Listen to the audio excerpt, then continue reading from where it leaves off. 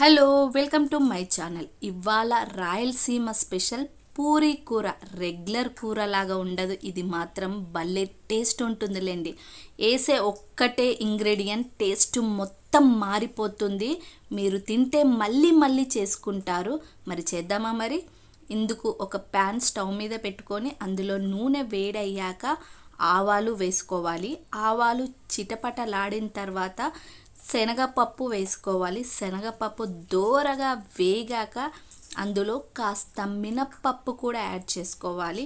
మినప్పప్పు కూడా దోరగా వేగాక జీలకర్ర వేసి చిటపటలాడిన తర్వాత అందులో హాఫ్ మూన్ కట్ చేసుకున్న ఉల్లిపాయల్ని వేసుకోవాలి. ఇలా రిబ్బన్ లాగా కట్ చేసుకోవాలి ఉల్లిపాయ, అప్పుడే కూరకి టేస్ట్ ఉంటుందన్నమాట.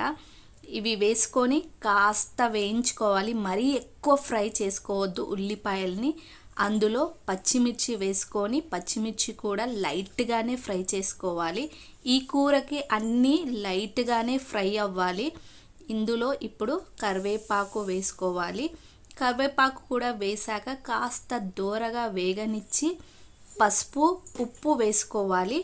పసుపు ఉప్పుని ఒక్కసారి కలుపుకోవాలి పచ్చి వాసన పోయే వరకు. ఇందులో ముందుగా కట్ చేసుకున్న బంగాళదుంప ముక్కల్ని కూడా యాడ్ చేసుకోవాలి. యాడ్ చేసుకొని కాస్త వేగనివ్వండి.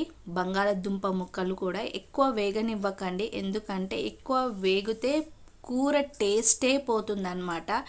ఇప్పుడు అస్సలైన ఇంగ్రీడియంట్ అండి, దీంతోటే కూర టేస్ట్ మొత్తం మారిపోతుంది. ఇక్కడ రాయలసీమలో ఇదే చాలా స్పెషల్. ఖచ్చితంగా ఈ ఇంగ్రీడియంట్ వేయంది పూరి కూర అస్సలే చేయరు.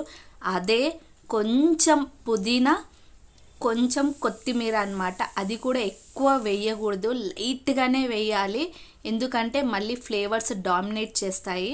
తర్వాతకి మనకు సరిపడన్ని నీళ్లు పోసి మరగనివ్వాలి. ఇప్పుడు శనగపిండి ఒక గిన్నెలో తీసుకొని బాగా ఉండలు లేకుండా కలుపుకొని ఇక్కడ తెరల కాగిన దాంట్లో వేసుకొని బాగా కలుపుకోవాలండి. కాస్త పచ్చి వాసన పోయే వరకే ఉంచండి. చూడండి కూర ఎంత బాగా కనిపిస్తుందో కదా. టెక్స్చర్ మాత్రం టేస్ట్ కూడా అదే రేంజ్లో ఉంటుంది. ట్రై చేయండి మీరు. చపాతీలోకి కానీ పూరీలోకి కానీ జొన్న రొట్టెలోకి కానీ భలే టేస్ట్ ఉంటుందన్నమాట. మీరు ఒక్కసారి చేసుకుంటే మళ్ళీ మళ్ళీ ఖచ్చితంగా చేసుకొని తింటారు, అంత బాగుంటుంది. చూసారు కదా పూరీ కూర ఎలా ఉందో కామెంట్ బాక్స్లో కామెంట్ చేయండి. ట్రై చేయండి మీరు కూడా ఈసారి. వీడియో నచ్చినట్లయితే సబ్స్క్రైబ్ చేయాలి, లైక్ చేయాలి, షేర్ చేయండి.